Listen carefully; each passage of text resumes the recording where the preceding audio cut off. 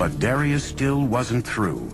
There was one territory Darius had yet to firmly control, the vast riches of North Africa, and he was determined to build a gateway there. He had his engineers devise a giant canal linking the Mediterranean and the Red Sea. Everyone has heard of the Suez Canal, but how many have heard of Darius's canal? What Darius did was build an east-west canal that was 130 miles long. With the Persian knowledge of hydrology, Darius's engineers used digging tools made of bronze and iron to first open the canal, then clear any blown sand and line it with stone ready for his ships to sail. It would take 7 years to complete the 130-mile-long waterway, with a massive labor force of Egyptian stone cutters and canal builders.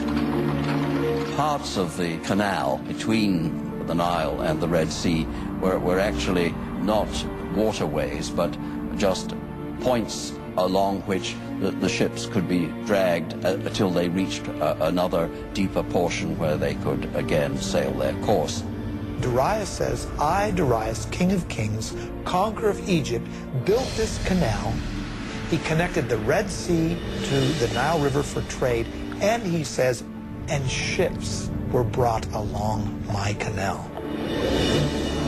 By 500 BC, Persia was the largest empire the world had ever seen, even exceeding the size and wealth of Rome at its height 4 centuries later. Persia was invincible, and its appetite for conquest was beginning to frighten an emerging power across the Mediterranean, the city-states of Greece.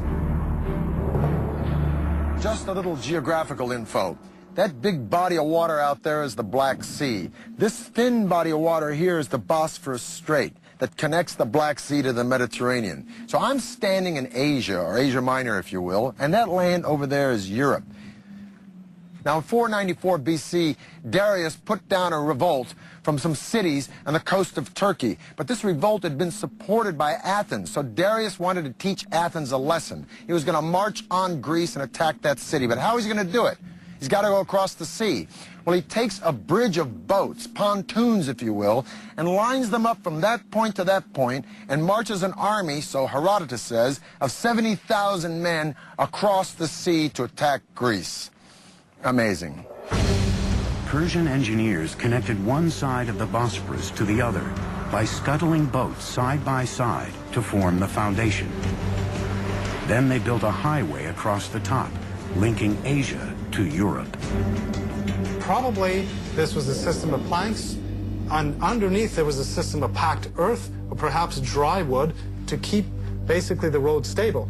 Now, to keep the ships from wobbling, they must have used an anchor system of a certain weight, because if the anchor would have been too heavy, that would have, of course, tilted or damaged the ships. There was no breaking of the planks, not only due to the weight of the army crossing it, but due to the choppy waters of the Bosphorus.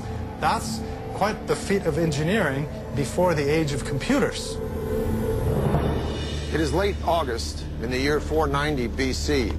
Darius has already marched into Greece and taken Macedonia. Now he's destined to meet the Greek general Themistocles and an army from Athens and Corinth at the famous Battle of Marathon. The massive army from Persia numbers 60,000 or 140,000, 250,000, depending upon the propaganda you read. Suffice it to say, the Greeks are outnumbered 10 to 1. Their only recourse is to send for reinforcements. So the legendary runner Philippides runs from Marathon to Sparta, a distance of 140 miles in 2 days, hence the name of the race, Marathon.